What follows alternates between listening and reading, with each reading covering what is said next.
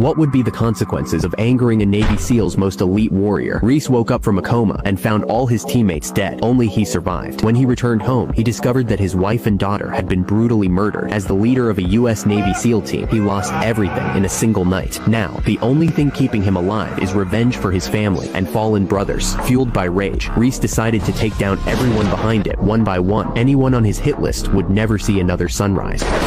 He snuck into the target's place, faked the scene perfectly, and walked away clean. First target gone. Before he died, the man gave up one name, Saul. He called in his old buddy Ben for help. Once they tracked Saul's location, Reese made his move. That very night, Saul was brushing his teeth when suddenly the living room speakers turned on. He stepped out, confused, but the next second, Reese pulled a plastic bag over his head and slammed him onto the bed. He sealed the bag tight and tied Saul's hands with zip ties. In just seconds, Saul passed out from suffocation. When he came to, Reese cranked the music all the way up. Saul screamed for help, but the guards outside couldn't hear a thing. The interrogation began, and Saul cracked fast. He said it was Steve, the CEO of Capstone. Steve was into every kind of dirty deal, even working with the military. But Saul only knew the project's codename. He begged Reese to let him go. Then Reese hit him with one last question. Did you send the people who killed my family? Saul froze. That's when he knew he was dead. He finally confessed. It was Steve's lawyer, Marcus. He'd hired 2 hitmen from Mexico to kill Reese's wife and daughter. Now that Reese had the truth, he pulled out a syringe of poison and slowly injected it into Saul's neck. Saul died quietly in his own mansion. Reese then sent an encrypted message to a journalist, asking her to dig into a project called RD-4895. What he never expected was that 3 senior Navy officials were involved. But Reese didn't hesitate for a moment. He kicked off the next phase of his revenge. First, he had Ben pose as a federal agent and track down a Navy colonel trying to flee. They tied up the colonel's family at the beach. Reese wanted him to feel what it's like to lose everything, but he didn't hurt them. He just needed leverage. If the colonel did what Reese said, his wife and kid would walk free. Soon, the colonel walked into the admiral's office. Before the admiral could react, he handed him a phone. On the other end was Reese. The admiral wasn't scared. He snapped back. You